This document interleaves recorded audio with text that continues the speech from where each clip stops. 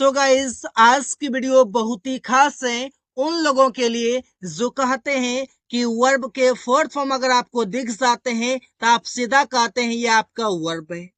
आप सीधा अगर कह देते हैं कि आपका वर्ब है तो आप टोटली इनकरेक्ट हैं, टोटली रॉन्ग है आप, क्योंकि वर्ब का फोर्थ फॉर्म को देखकर आप ये नहीं कह सकते कि ये आपका वर्ब है, क्योंकि ये आपका पार्टिसिपल भी होता है, ये आपका जिरंड भी होता है। तो आप कैसे कह सकते हैं कि सिर्फ आपका ये वर्ब है? तो कब वर्ब होता है, कब पार्टिसिपल होता है और कब जिरंड होता है, ये आज की वीडियो में आप समझेंगे। साथ ही साथ वर्ब के थर्ड फॉर्म आप कब समझेंगे कि आपका पार्टिसिपल है या फिर ये आपका वर्ब है, कब आप जानेंगे। तो सारी चीजें आज की वीडियो में आप सीखेंगे। साथ ही साथ कंफ्यूजन जो भी आपके पास है वो सभी कंफ्यूजन आपके खत्म हो जाएंगे। तो सो गाइस, आज से ही आप अंग्रेजी बोलना सीखेंगे। साथ ही साथ अंग्रेजी में आप कभी भी पढ़ते हैं, आप अंग्रेजी बुक पढ़ते हैं तो आप समझते हैं ये वर्ब के जो फोर्थ फॉर्म है ये आपका वर्ब है। तो ये आपका सिर्फ वर्ब नहीं होता है, आपका पार्टिसिपल भी होता है और आपका जिरंड भी होता है। लेकिन कब क्या है आगे आप समझेंगे। तो सो गाइस, बने रहिए हमारे साथ वीडियो के अंतिम तक। तो सबसे पहले समझते हैं कि पार्टिसिपल है क्या। गाइस, पार्टिसिपल जो है इसके तीन प्रकार है। टोटल आप इसे तीन प्रकार से समझते हैं।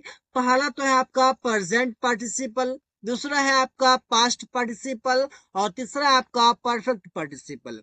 गाइस, आपको समझना होगा कि आखिर ये कब कैसा काम करता है और इस सब का हम यूज कहाँ पर करते हैं। यहाँ पर समझिएगा इसकी पार्टिसिपल आपका तीन प्रकार से है। प्रेजेंट पार्टिसिपल आप उसे कहते हैं जो कि आपके वर्ब के फोर्थ फॉर्म होते हैं। वर्ब के जो थर्ड फॉर्म होते हैं उसे आप पास्ट पार्टिसिपल कहते हैं और परफेक्ट पार्टिसिपल आप उसे कहते हैं जो हैविंग के साथ वर्ब का थर्ड फॉर्म रहता है, इसे आप कहते हैं। अगर मैं पासान की बात करूं तो इसका मतलब होता है कोई काम करते हुए, दैट मीन्स की कंटिन्यू एक्शन की बातें आप करते हैं, कंटिन्यूस एक्शन की आप बातें करते हैं और ये आपका बताता है कि काम कंप्लीट हो गया है, परफेक्ट काम है, इस पर से आपको बताता है। और ये आपका बताता है कि आप कोई काम करने पर या करने के बाद की बातें करता है।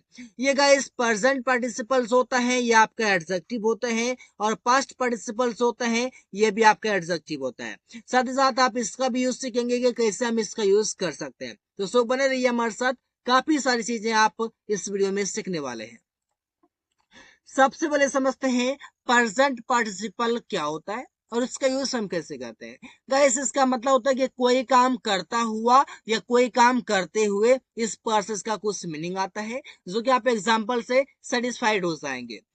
इसका प्रेजेंट पार्टिसिपल वो होता है आपका जो कि आपका कहते हैं आप वर्ब के फोर्थ फॉर्म, ये आपका तो होता है प्रेजेंट पार्टिसिपल। और ये मैंने आपको कहा कि ये आपका एक एडजेक्टिव भी होता है। तो एडजेक्टिव आपको समझना होगा कि आखिर ये एडजेक्टिव होता क्या है।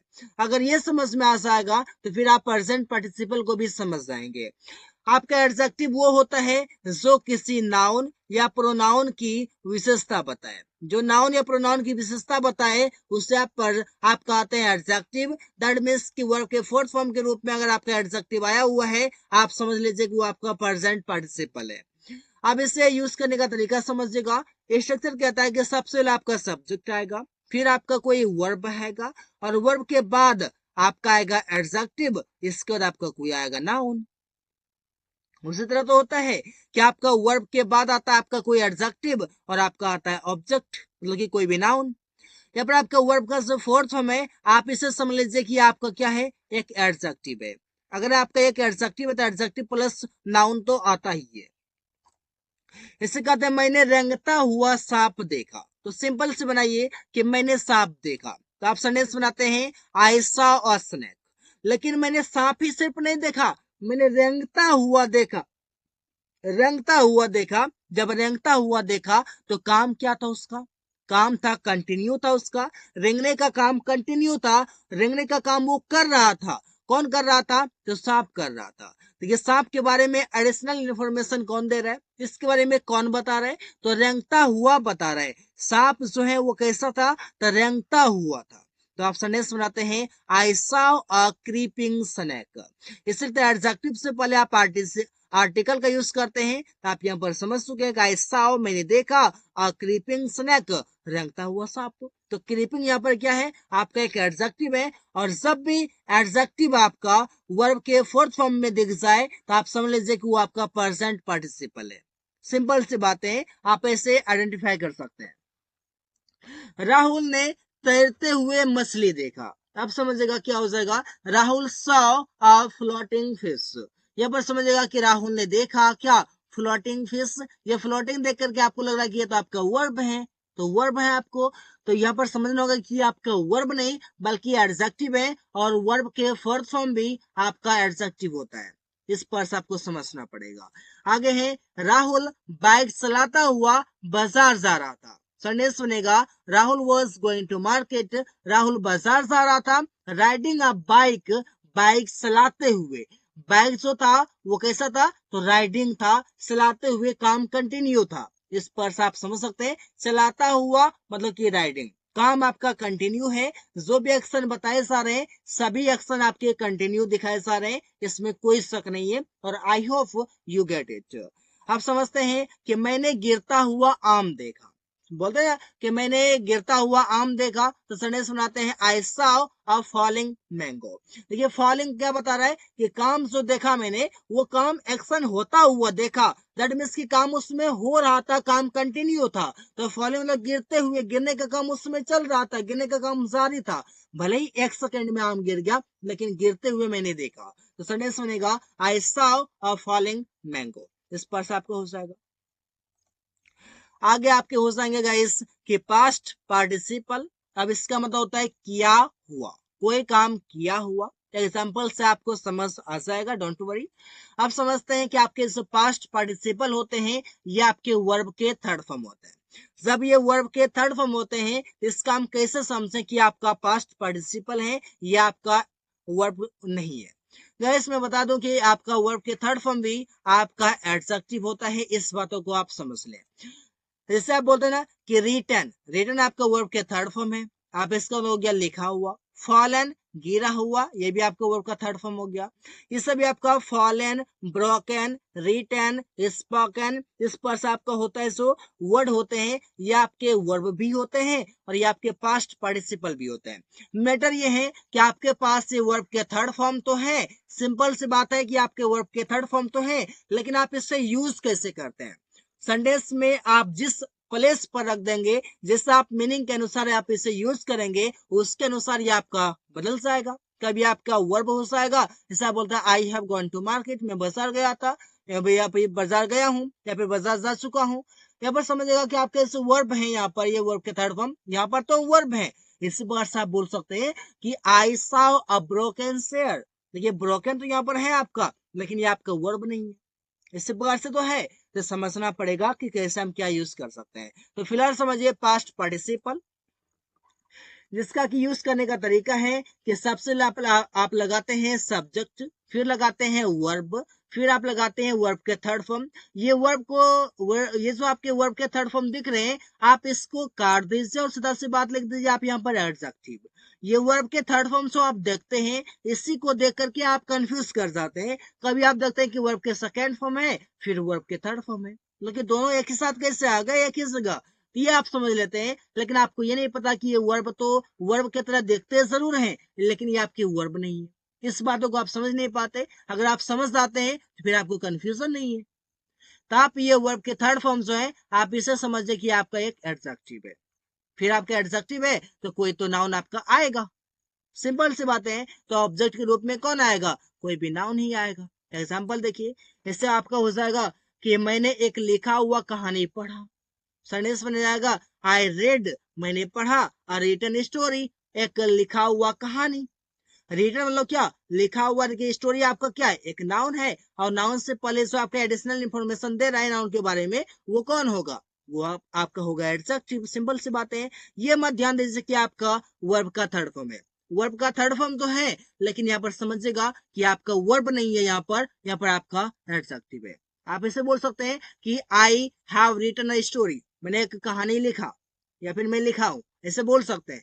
लेकिन यहाँ पर समझिएगा कि आपका क्या है, एडजेक्टिव है यहाँ पर, और वहां पर आपका वर्ब था।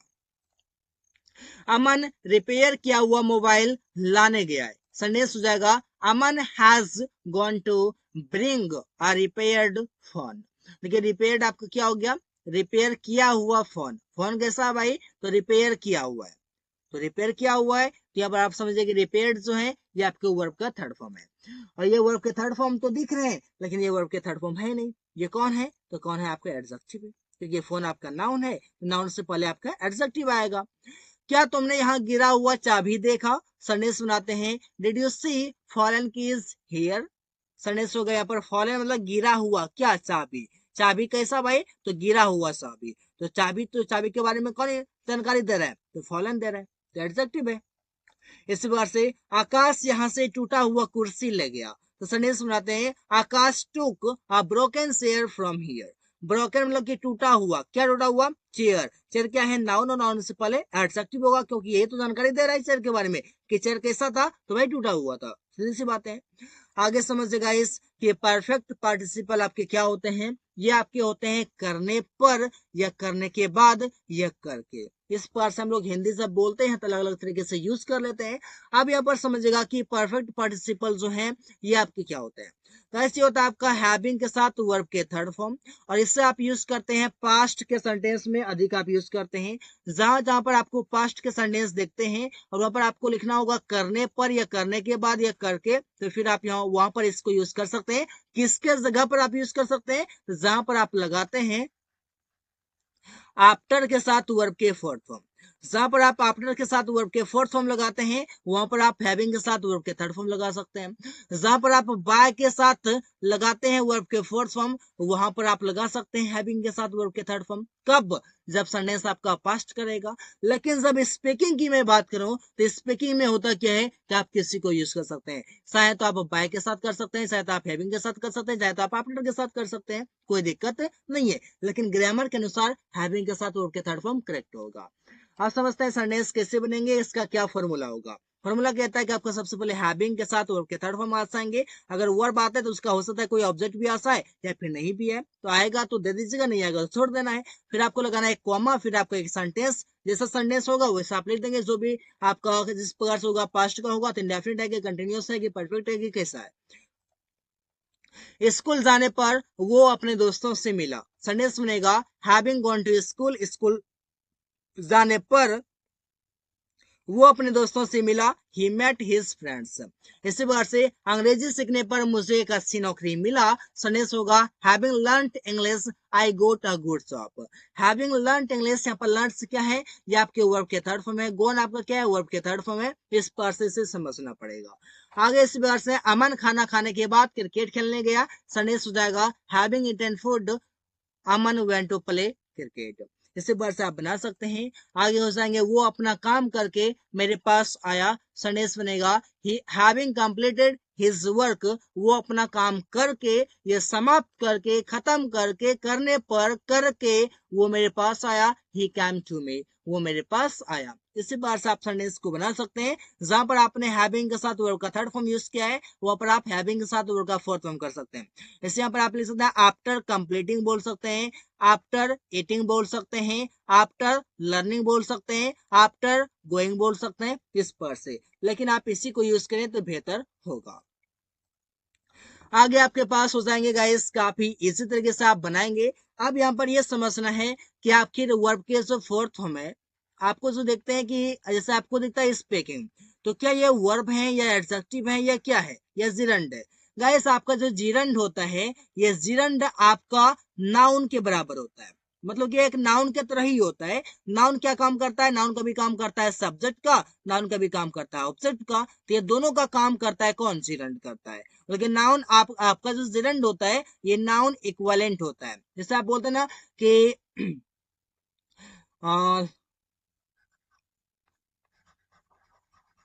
वॉकिंग इज गुड, आप बोलते हैं ना walking is good for health, ये आपका क्या हो गया, जिरंड हो गया, क्योंकि यहाँ पर आपका वर्ब के फोर्थ फॉर्म है।